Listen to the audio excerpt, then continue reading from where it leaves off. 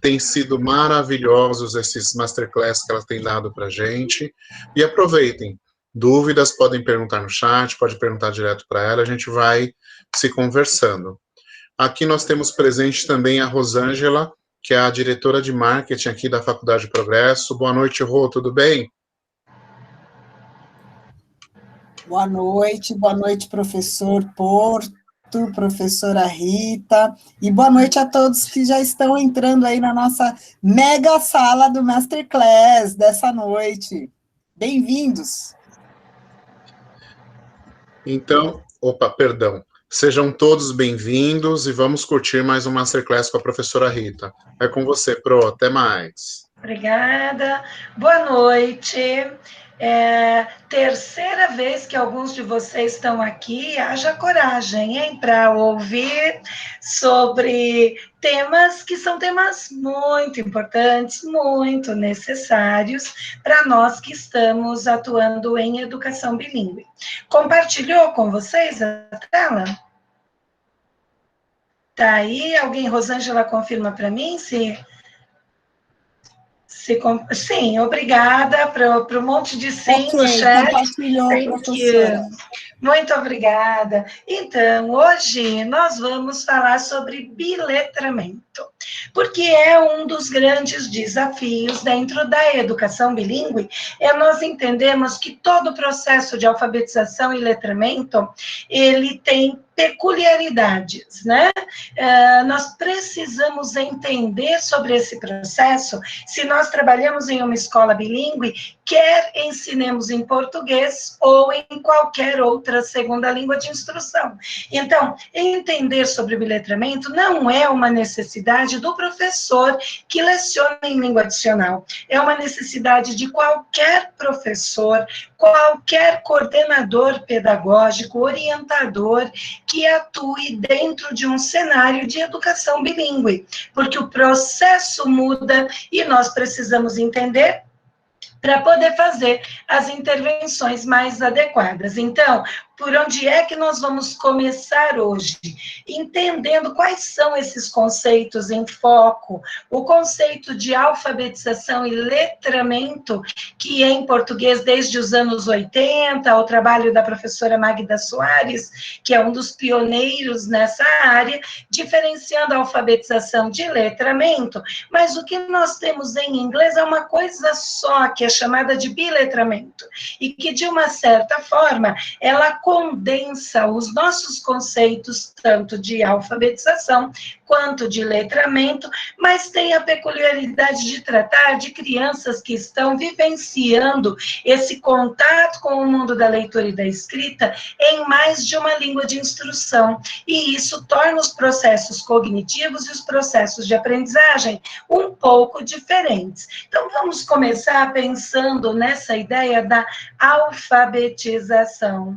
E a alfabetização é um conceito interessante porque ele muda com o passar do tempo, e ele muda na medida em que as necessidades de leitura e de escrita mudam na sociedade. Se nós pensarmos de uma maneira geral, ele se refere sempre a um processo de decodificação, não é? De entender que o que está escrito pode ser lido e o que é falado pode ser escrito. O conceito mais básico de alfabetização é esse, é uma simples decodificação do mundo da escrita.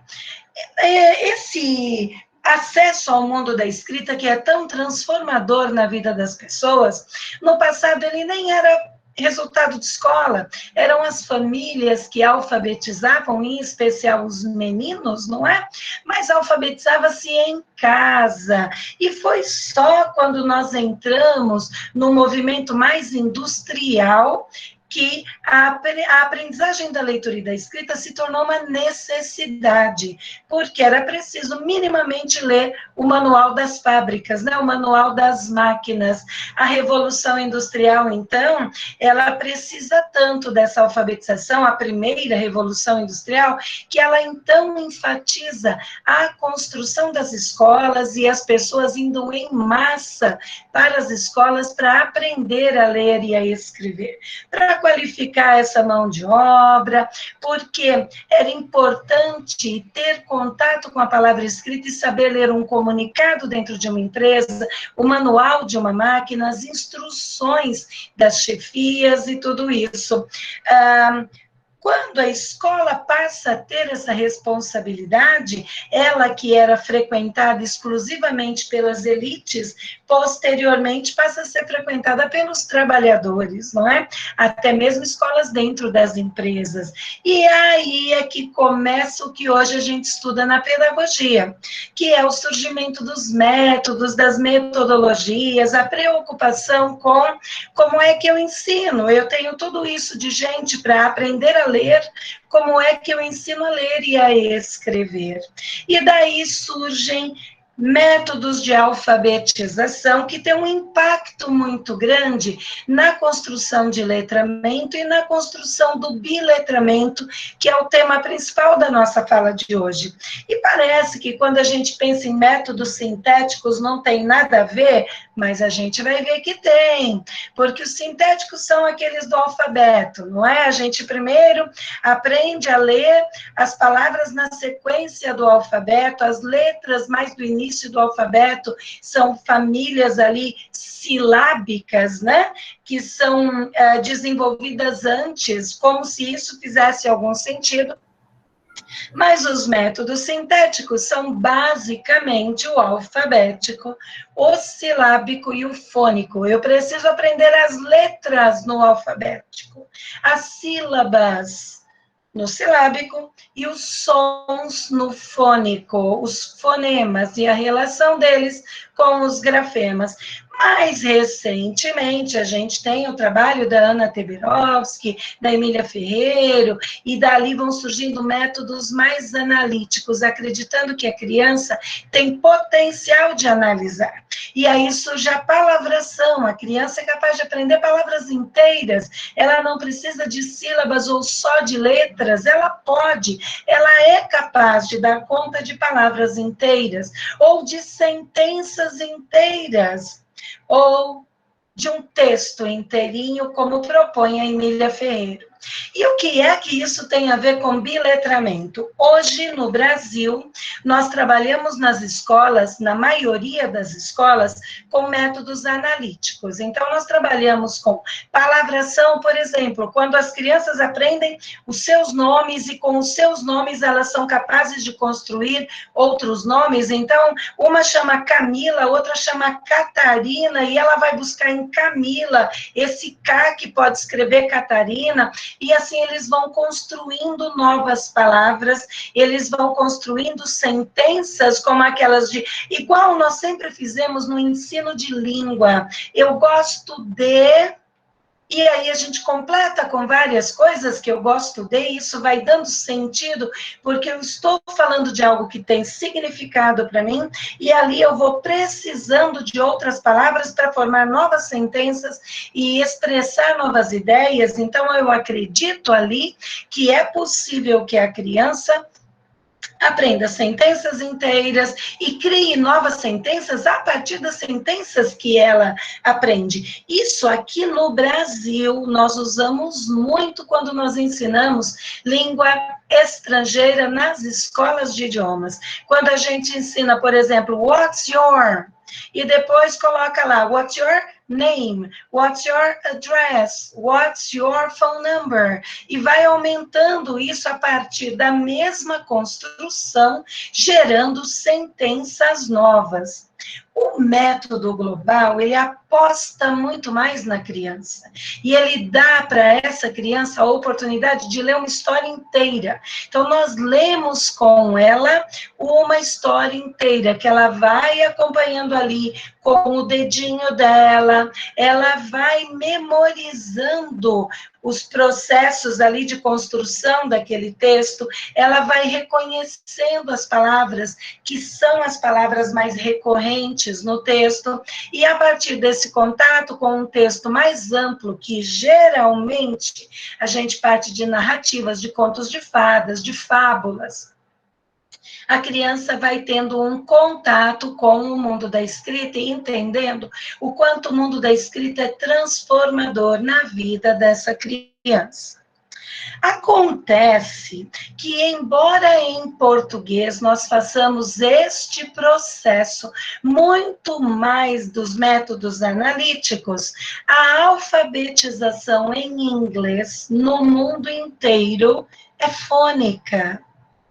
Porque o inglês tem um funcionamento de organização de grafema e fonema extremamente diferente do português. Então, quando nós vamos mesmo para fora do país procurar materiais de alfabetização, eles são materiais fônicos, e isso tem sido um grande problema nas escolas bilíngues aqui no Brasil, porque as escolas dizem, eu não quero um treinamento fônico dentro da escola, mas não há um outro caminho para nós começarmos na educação infantil, junto com a escola em português, o processo de aquisição de leitura e de escrita que não seja por meio do reconhecimento fônico, em especial da relação entre os sons, das palavras que rimam, e se eu tenho boy, eu tenho toy,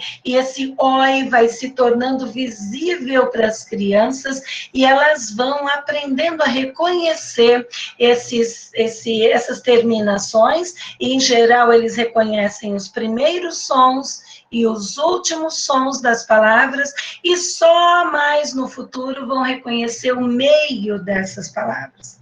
Então, vamos nos atentar para as diferenças muito marcantes do inglês e do português. Eu tenho palavras como borboleta, e a criança vai contar 4 sílabas, mas eu tenho palavras como notebook, que é tão grande quanto borboleta, olhando a forma escrita da palavra, mas que só vai ter 2 sílabas. Então, é muito importante que elas percebam esse ritmo pela sonoridade, e não pelas letras ou pelas sílabas unidas em uma palavra, porque esse não é o processo que vai fazer sentido para elas em inglês.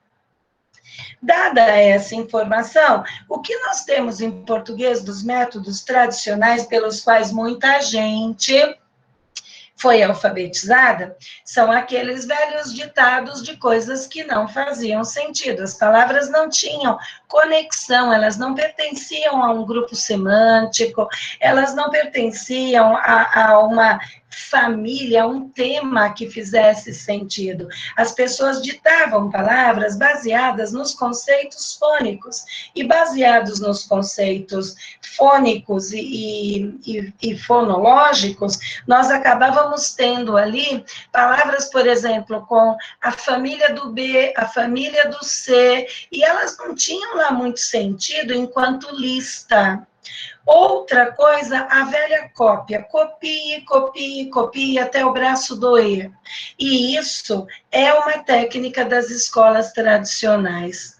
As listas de exercícios extremamente mecânicos, e essas práticas, elas não fazem sentido nas metodologias mais analíticas, porque quando eu tenho um ditado, por exemplo, esse ditado, ele precisa ter sentido. Se nós vamos, por exemplo, organizar uma viagem e planejar o que nós colocaríamos na mala, qualquer coisa, qualquer objeto que eu colocaria na mala, vale nessa lista, vale nesse ditado, vale nessa experiência de escrita, porque ela tem um contexto e ela é significativa. Então, nós vamos transformando as coisas em experiências mais significativas. E para quem já tem um pouquinho mais de experiência nessa vida, pode ter sido alfabetizado com isso aqui, que alguém chamou de caminho suave. Não sei por que ele é entendido como suave, mas vejam a complexidade das coisas que se escrevia. Eu vejo a barriga do bebê, e daí você escreve babá, bebê, bibi, bobo. o bebê baba, o bobo baba também, né? Mas você não pode sair daquela família, daquela família silábica. E nesse sentido, a criança aprendia, pois é, Tatiana, eu também aprendi assim. Não deu tão ruim, né? A gente até que superou, mas dá para ser uma experiência bem melhor do que essa, não é?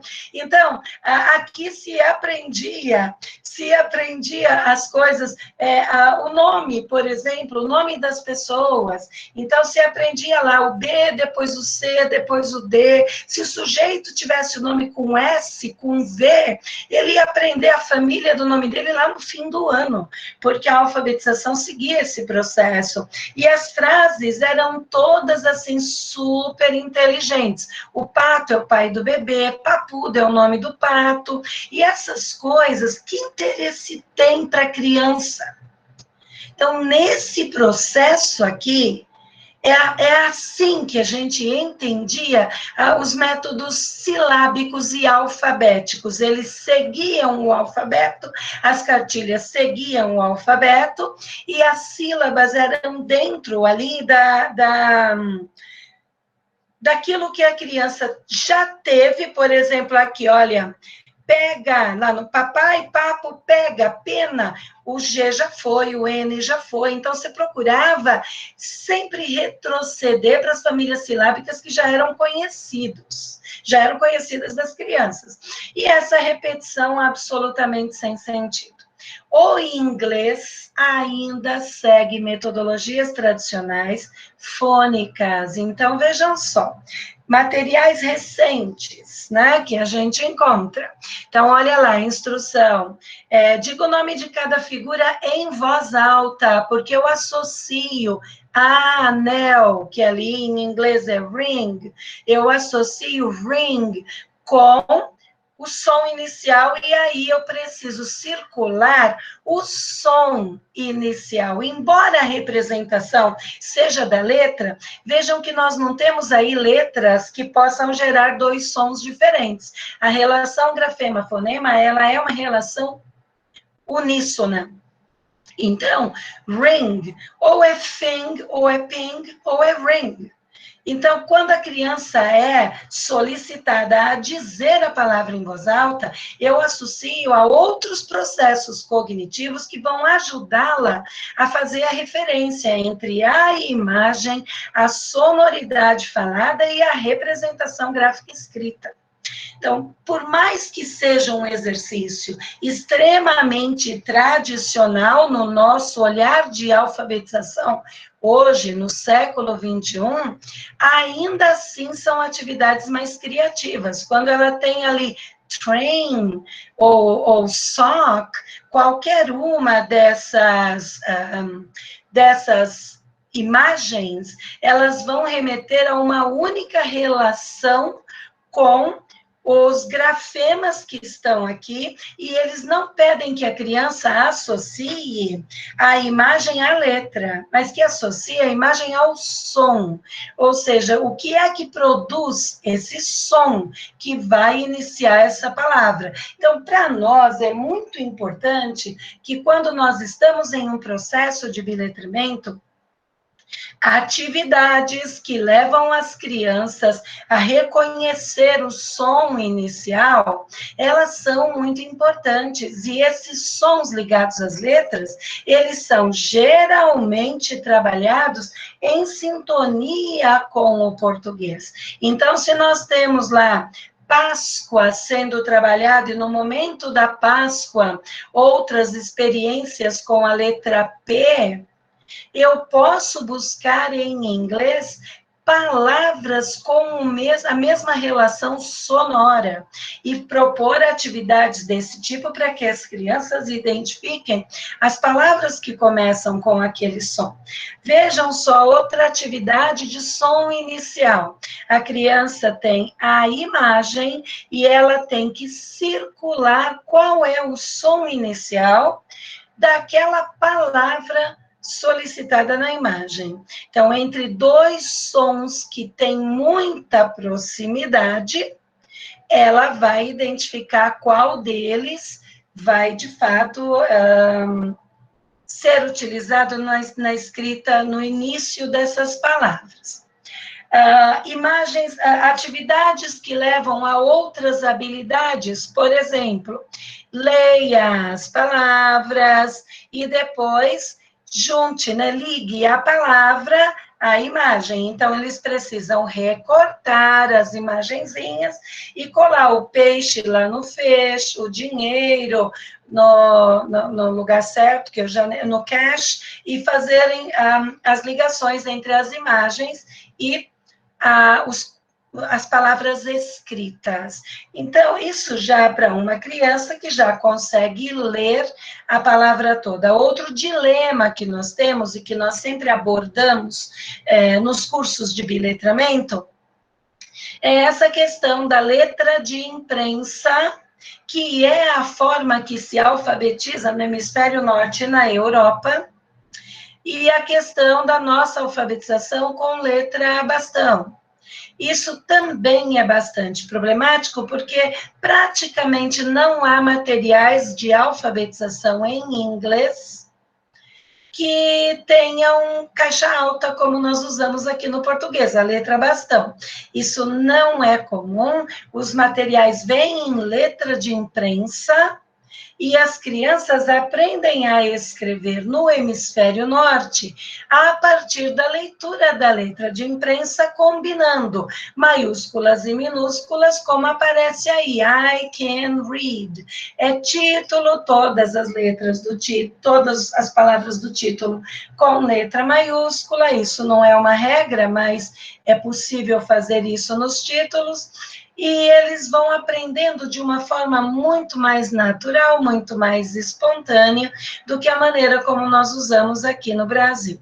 Na verdade, a proposta de trabalho com caixa alta, que é muito defendida, com letra bastão, né, que nós chamamos, muito defendida pelo método global, pela Emília Ferreiro e seus seguidores, vem da dificuldade que a criança tem nesses primeiros anos de infância de produzir formas arredondadas de letra.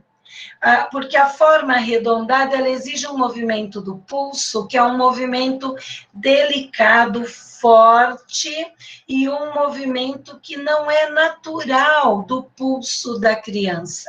Vamos nos lembrar que o nosso cérebro, ele nasce pronto para falar, ele não nasce pronto para escrever. A escrita é uma convenção, é uma invenção da humanidade. E por ser uma invenção, a aprendizagem ela vem de fora para dentro.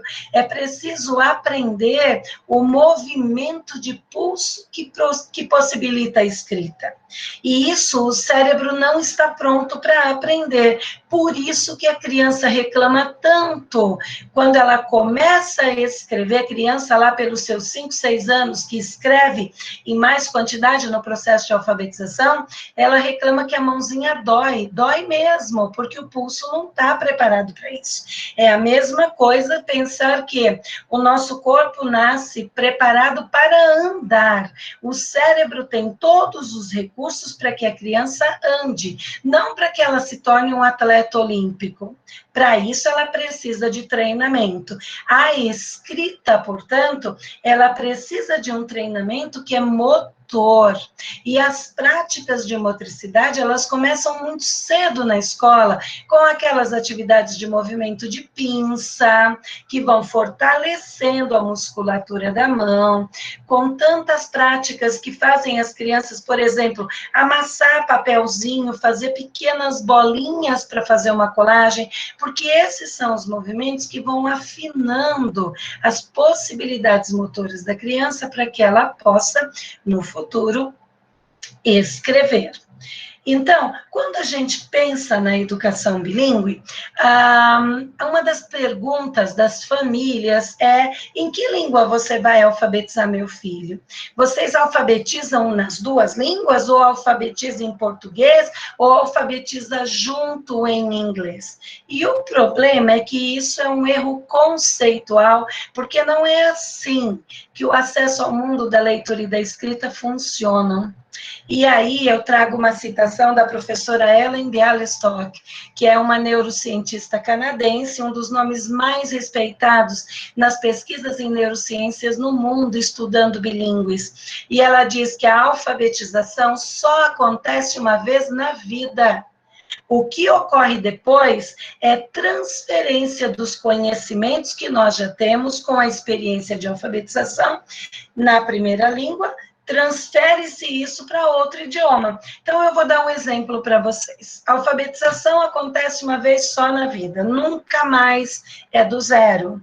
Então, pensem assim, se eu entregasse para vocês um texto em francês, mas eu não falo francês, ou em alemão, também não falo alemão, ou em árabe, pior ainda, porque nem o alfabeto eu conheço, ou em mandarim, que é outro alfabeto bem diferente do nosso, que aparentemente a gente não tem condição de ler nada.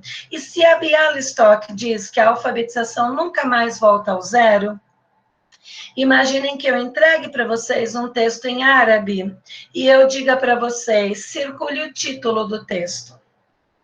Todo mundo vai olhar lá no alto e procurar alguma coisa que tenha algum tipo de destaque espacial, visual, que pareça ser um título. Se eu disser para vocês, separe esse texto em parágrafos, vocês vão de novo buscar outro tipo de espaço que seja recorrente e que pareça ser uma possível marcação de parágrafos. E se eu disser para vocês, esse texto foi publicado em uma revista científica, circule a referência da revista onde ele foi publicado. Todo mundo vai olhar lá no fim e procurar alguma coisa mais recuada, procurar alguma coisa em letras menores, um pouquinho de destaque mais para a direita, e vai circular essa informação, porque possivelmente isso seja referência. É isso que a Ellen Bialystok diz quando ela fala que a alfabetização nunca mais é do zero. A partir do momento que uma criança descobre que placas de rua têm uma coisa escrita, que nome de loja tem uma coisa escrita, que identifica esses lugares, todas as vezes que ela estiver em algum lugar do mundo, ela tem essa leitura, mesmo que ela não consiga ler a palavra. Quando ela aprende uma simbologia, ela lê essa simbologia em qualquer lugar. Se ela aprende por meio da TV, um ícone, por exemplo, como o do Cartoon Network, e depois ela vê esse mesmo ícone no iPad ou no celular da família, ela reconhece esse mesmo ícone, ela conhece os ícones dos jogos que ela está acostumada a jogar, ela vai reconhecendo os sinais pelas cores, pelas formas, e isso é acesso ao mundo da leitura. E se ela estiver na China e ela ver um M de McDonald's, mesmo não estando escrito do jeito que ela está acostumada a ver, aquele M é leitura para ela, é significativo para ela. Por isso, a alfabetização nunca mais começa do zero. Mas e daí? O que eu respondo para a mãe quando ela quer saber em que língua nós alfabetizamos? Aí a gente precisa entender um pouco mais desses conceitos e entender essa transição da alfabetização para o letramento. A Unesco vem nos dizer que o letramento tem a ver com essa apropriação, com esse uso da linguagem, com uma função social. Tem que ter função, tem que ter significado. E esse conjunto de conhecimentos é que vai nos permitir usar a linguagem em práticas sociais. Para a criança, a prática social é conseguir mostrar o ícone daquele jogo que ela quer jogar. Já é uma leitura e já é uma prática social. E isso já vai fazendo parte dos processos dela de leitura e escrita com função social, portanto, já é letramento. E o letramento, ele antecede, ele acompanha e ele ultrapassa a alfabetização. Então, nós vemos hoje bebês muito pequenos que nós dizemos, ele não lê, mas ele lê um ícone, ele lê um WhatsApp, o ícone do WhatsApp, ele lê um ícone de um jogo, ele lê o ícone de uma rede social que a família usa e que ele está acostumado a ver, sei lá, por onde se faz uma videochamada para os parentes, para a avó, por exemplo. Essa criança, ela não é alfabetizada, mas ela já apresenta indícios de letramento, porque ela é capaz de identificar no mundo da escrita imagética, informações que permitem que ela exerça uma prática social. Então, esse letramento, ele começa antes da alfabetização, ele acompanha e ele segue para a vida inteira. Lembrando que a alfabetização é um processo finito. Mas o letramento não, o letramento é para a vida. Quanto mais nós aprendermos, mais capazes seremos de interagir em práticas sociais mais complexas, maior o letramento, mas ele não tem fim.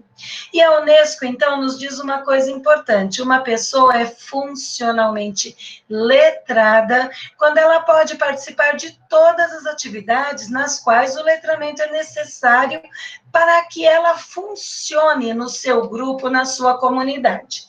E também esse letramento, ele é necessário quando essa criança, quando essa pessoa é capaz de usar a leitura, a escrita e o cálculo para o seu desenvolvimento e o da sua comunidade. Então, aqui a Unesco coloca o letramento em função do desenvolvimento da comunidade, da sociedade e da nossa função de sujeito socialmente engajado, e isso vem por meio do letramento. Então, eu trago a Magda Soares, que é quem, de fato, lá nos anos 80, traz essa diferença entre alfabetização e letramento, e ela nos diz que alfabetizar e letrar são duas ações distintas, mas elas não são separáveis, elas são inseparáveis.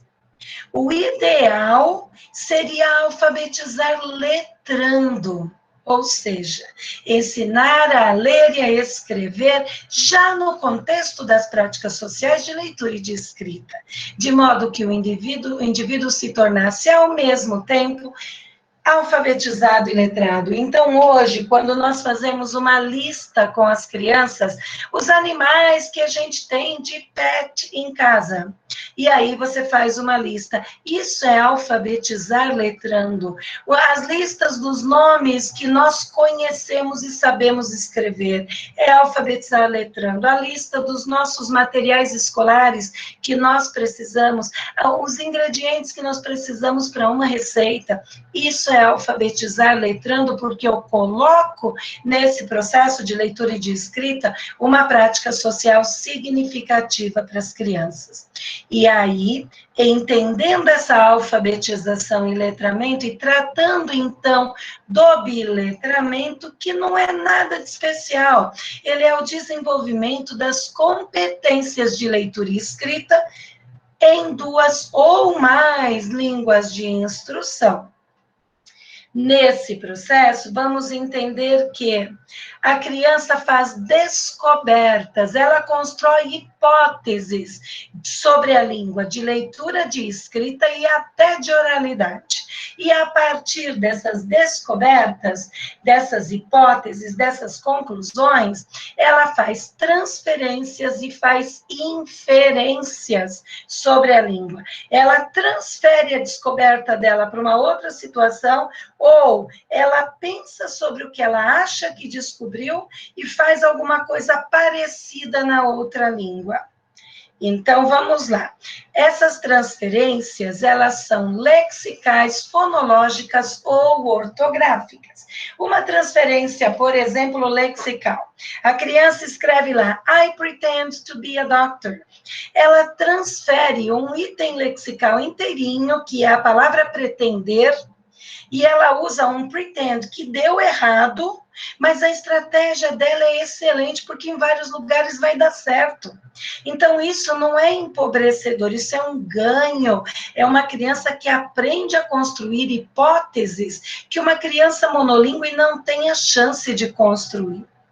Aí ela faz uma transferência fonológica. Ela diz, the ball is yellow. E yellow ela escreve igualzinho em português. Ela transferiu fonologicamente igualzinho.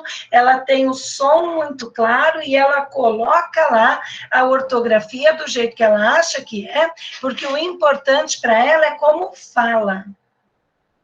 E olha só, matemática é mais difícil. Isso é uma transferência ortográfica. Por quê?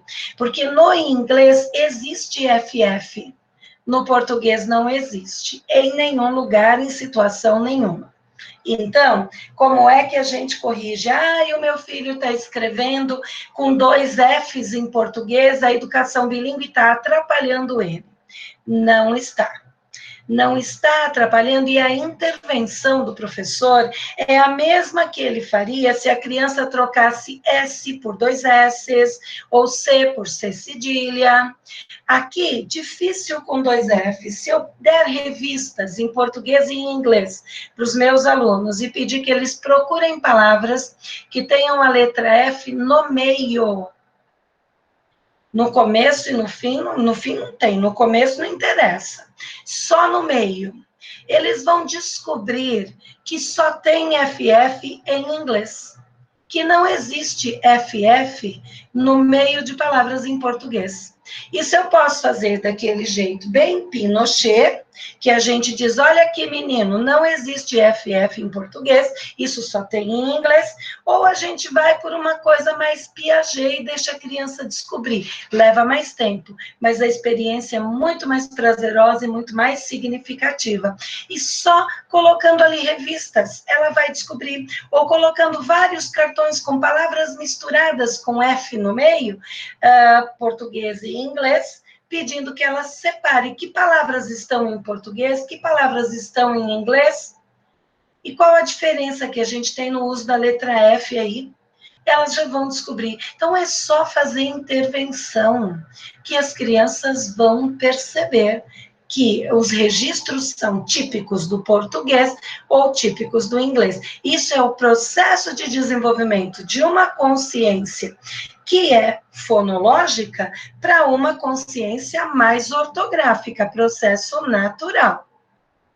A criança, além das transferências, daquilo que ela sabe, descobre e transfere, ela vai fazendo inferências, ela vai tirando conclusões, aí ela acha que ela descobriu uma regra e ela sai usando.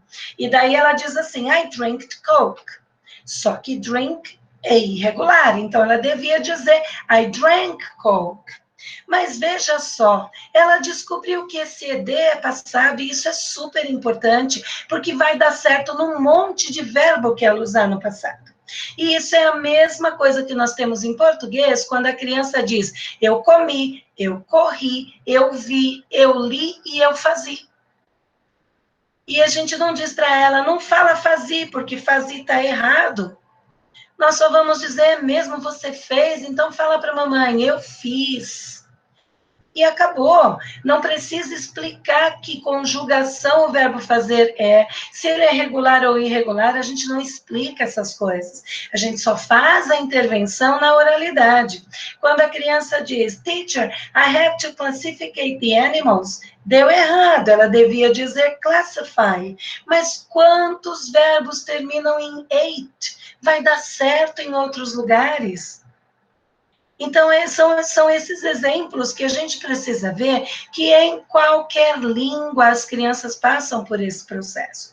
Que esse é o processo natural de descoberta, e isso é rico, porque ela tem um maior repertório e, por isso, ela constrói hipóteses mais amplas que uma criança monolíngue. Eu costumo usar muito de exemplo quando a gente diz para uma criança em educação bilíngue, você tem algum animal de estimação? E ela diz, eu tenho um cachorro. Então escreva para mim, cachorro. E ela escreve cachorro com SH. Ou com HO. no Rô. E aí a gente fica desesperado, porque a criança, ela escreve cachorro ou com X ou com CH. E o Rô, ela escreve ou com R ou com 2 R's. E por que que ela usa essas outras coisas? Se no lugar de apontar o erro, nós perguntarmos para ela onde é que você viu esse show escrito assim, com SH, ela vai dizer em shoes, shoulder, ela sabe onde ela viu. A mesma coisa HO, para cachorro. Onde você viu Rô escrito assim? Em horse, por exemplo. Isso, Tatiana, shampoo, tem tanta coisa, shampoo, inclusive, que aparece assim ainda na maioria das embalagens no português, não é? Então, o contato com outro referencial de relação grafema-fonema faz com que a criança tenha repertório para construir outras hipóteses de escrita. E isso vai facilitar muito a vida dessas crianças quando mais para frente elas tiverem contato com o alemão, com o francês, o italiano, o espanhol, qualquer outra língua que vier a fazer parte da vida acadêmica, da vida profissional dessas crianças, elas são crianças que se arriscam mais, porque elas já têm a experiência de construir a partir do repertório que elas têm. Então, é importante que a gente olhe que transferências e inferências, elas não são erros, elas fazem parte do processo de apropriação da língua. E isso vai impactar tudo que as crianças escrevem, tudo que as crianças dizem, isso vai impactar respostas onde o português e o inglês se misturam dentro de uma avaliação para crianças que já estão em processo de avaliação escrita. Eu vou citar um exemplo de uma escola em Belo Horizonte, primeiro ano de educação bilíngue, e as crianças estudavam o entorno de Belo Horizonte, e elas estudavam o lobo-guará como um dos animais da fauna regional. E aí havia um texto na avaliação em português falando sobre o lobo-guará. Em um determinado momento, o texto dizia que o lobo-guará também é conhecido como lobo vermelho. E aí a professora, na prova, colocou essa informação de um outro jeito na pergunta, e ela disse assim: de que outra maneira, ou por que outro nome podemos chamar o lobo-guará? Alguma coisa assim. E uma das crianças respondeu assim, de lobo red. Então, vejam só, uma criança de 6 anos, primeiro ano de escola. Red é muito mais fácil de escrever do que vermelho. Depois, de que outra forma nós podemos chamar o lobo-guará? Chamar em inglês é chamar de uma outra forma. Então, isso, se o professor não está em sintonia com o trabalho de biletramento, ele considera um erro, ele acha que o inglês está atrapalhando. Não está. Então, a gente tem falas dessas crianças dizendo assim, sobre os espaços lá, as colmeias onde eles guardam os livros. Nessa mesma escola, uma criança dizendo assim, ô Pro, não coloca os livros aí, isso é o lugar de colocar os books. O que é os books para ele? Os livros de inglês. Os outros, que são outros livros, coloca-se em outra colmeia. Então, vejam que o processo todo vai trazendo outras informações. Apareceu um comentário aqui que eu perdi, eu peço desculpas, mas foi alguém que citou um exemplo de um jogo, acho que de stop, onde houve também essas interferências, né? E isso é preciso ser visto como uma coisa muito positiva, porque as crianças estão construindo, e isso é extremamente rico. Quando nós somos fluentes, às vezes, nós temos também dúvidas sobre palavras que vamos usar, e perguntamos se aquilo é correto, e muitas vezes porque essa intuição sensível ao idioma, ela vai se desenvolvendo na medida em que nós vamos nos tornando mais fluentes, mais proficientes, tanto nas habilidades de comunicação pela oralidade, quanto nas habilidades do mundo da escrita. Quando nós pensamos nas hipóteses de escrita, as crianças passam pelos mesmos processos. Eles vão começar com aqueles rabiscos, que a gente chama de garatujas, eles vão começar com essa fase pré-silábica, vão se tornando silábicos, silábico-alfabéticos e alfabéticos. A diferença é que a correspondência silábica no inglês não existe com a mesma clareza que ela existe em português. Então, a criança aprende a escrever palavras como book, tudo de uma vez, porque ela não consegue fazer uma correspondência silábica, porque book tem 4 letras numa única sílaba, e no português, provavelmente, eu teria 2.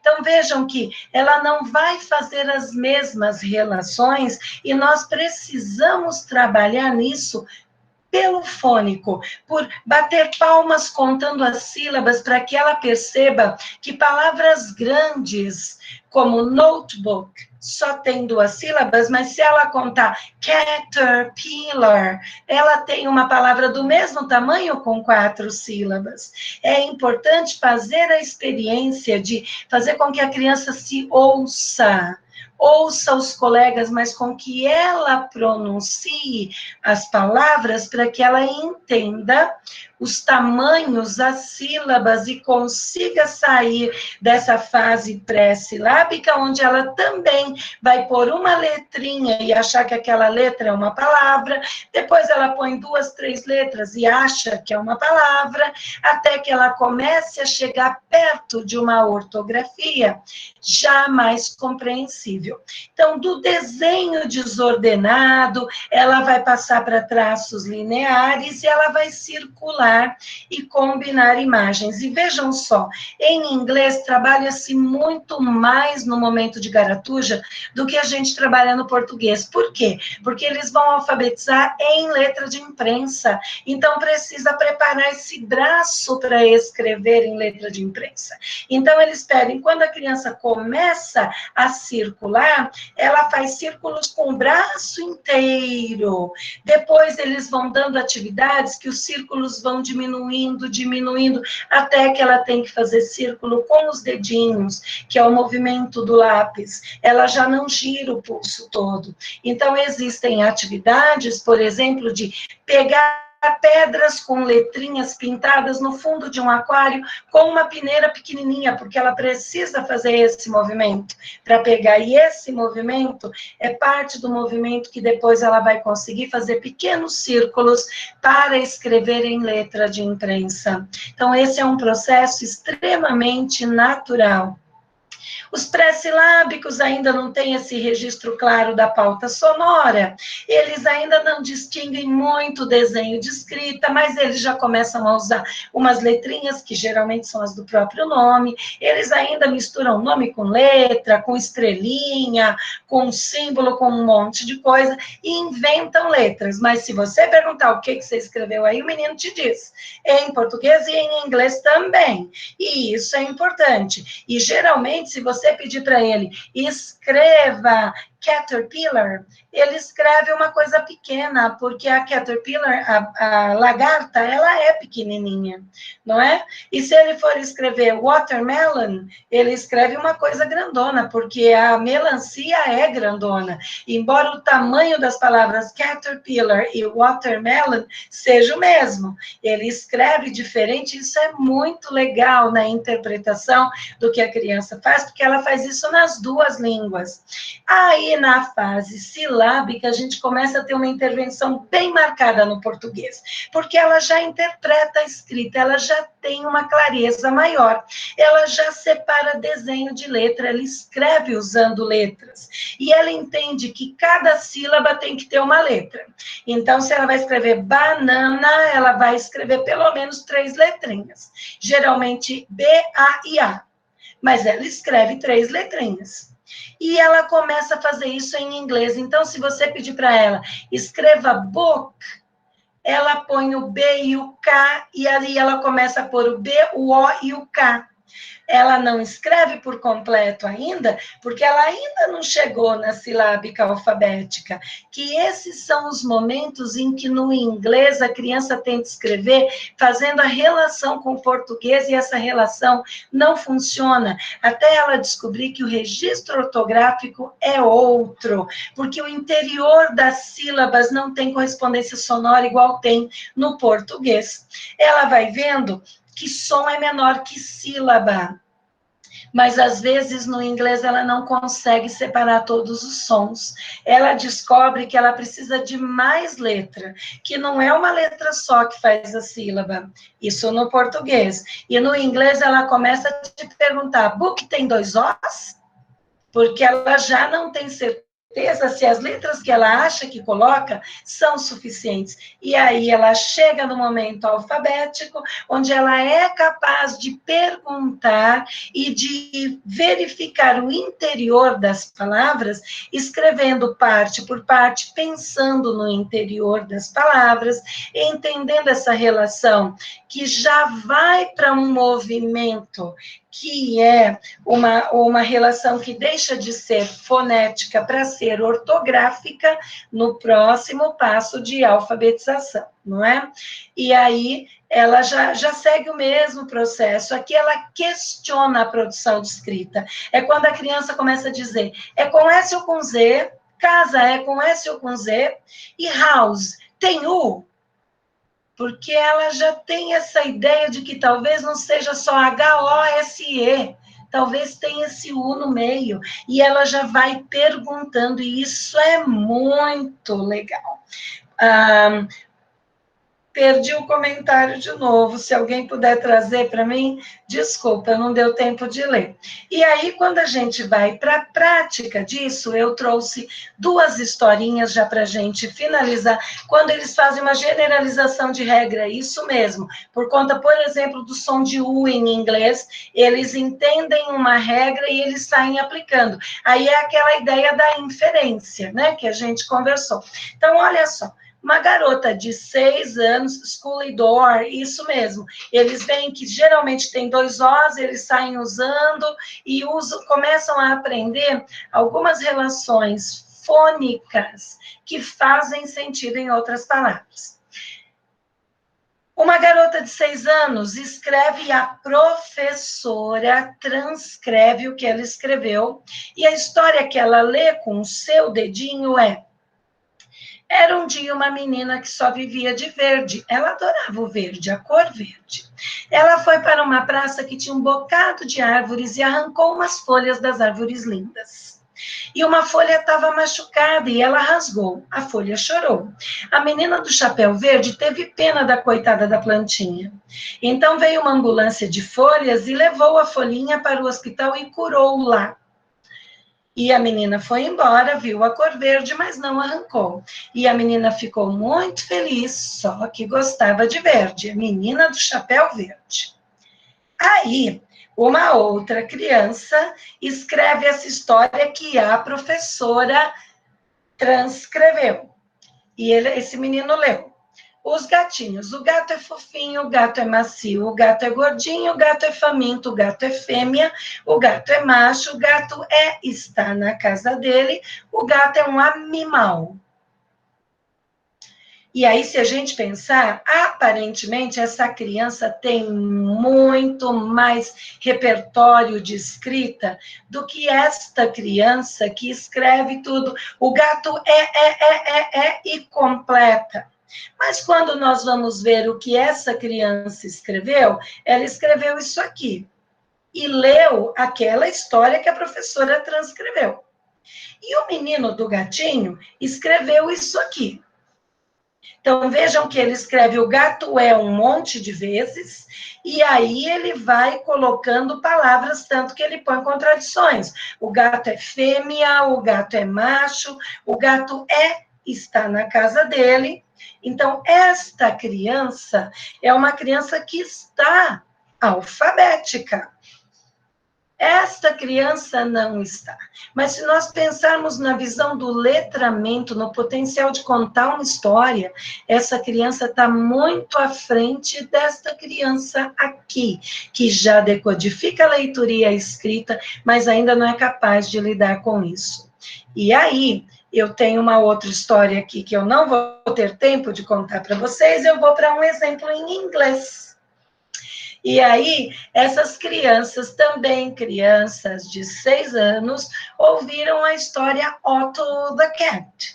Então, é a história de 2 ratinhos que queriam entrar no buraquinho lá na parede, mas eles tinham medo do gato acordar e matar os 2. Então, depois de várias experiências com a história, a professora leu com eles puseram as imagens da história na ordem, aí ela pediu que eles escrevessem. São crianças também de 6 para 7 anos de idade, crianças de final de 1º ano. E aí a criança escreve assim: This is Ruby, this is Spark, and this is Otto the cat. Otto is blocking the hole.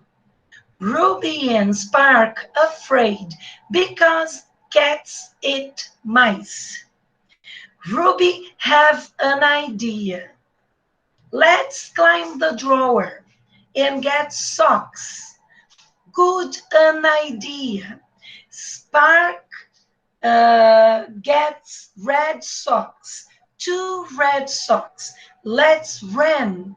And Ruby ran, and Otto opened one eye, and Otto afraid, and the socks moving.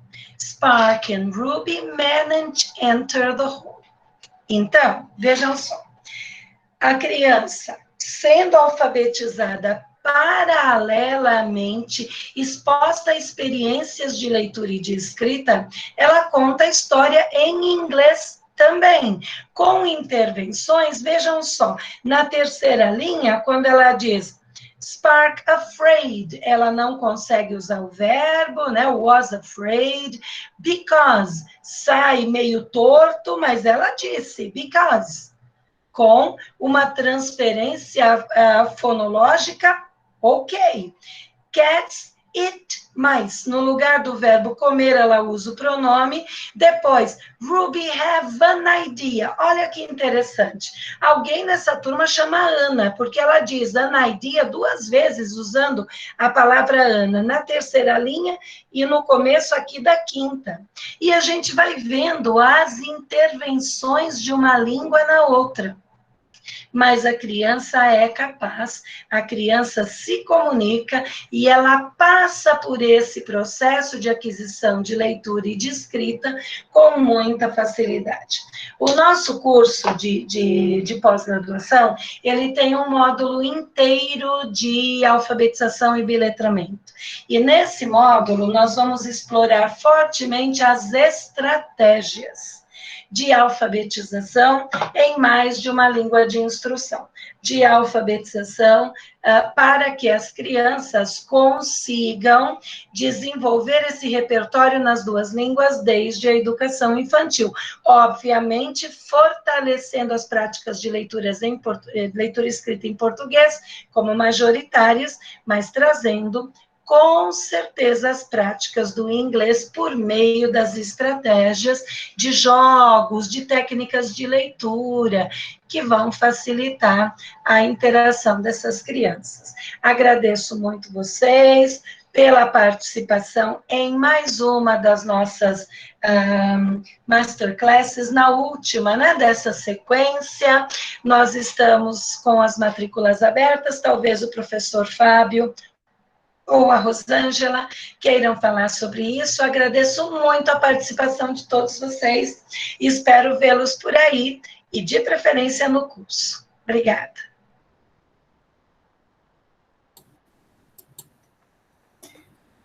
Obrigada, professora Rita. Você sempre dá um show aqui para gente, né, professor Fábio? Obrigada. Com toda certeza. Obrigada, gente. E para você que participou das 3 masterclass e ainda quer muito mais, nós estamos com as matrículas abertas para as aulas aos iniciantes, às segundas-feiras, no dia 12. As aulas serão na semana de segunda e quartas-feiras, das 19h30 até as 21h30. Então, as aulas iniciam no dia 12 de abril. E para você que quer participar da turma aos sábados, também com a professora Rita, e aí depois da aula ela garante uma feijoada, né, professora? Virtual, com distanciamento social. É feijoada virtual. Exatamente, virtual. E aí essas aulas, as aulas aos sábados vão acontecer a partir do dia 17, das 9h30 até as 13h30. Se você quiser mais informações, eu deixei o meu contato do WhatsApp no chat e eu vou estar oferecendo um desconto especial para você que participou das Masters conosco, tá bom? Um grande abraço, espero poder fazer a matrícula de cada um aí. Nós já temos aqui participantes que já estão matriculados, viu, professora Rita? Que ótimo, gente. Muito bom. Obrigada. A gente se vê semana que vem, já nas aulas, né? Exatamente.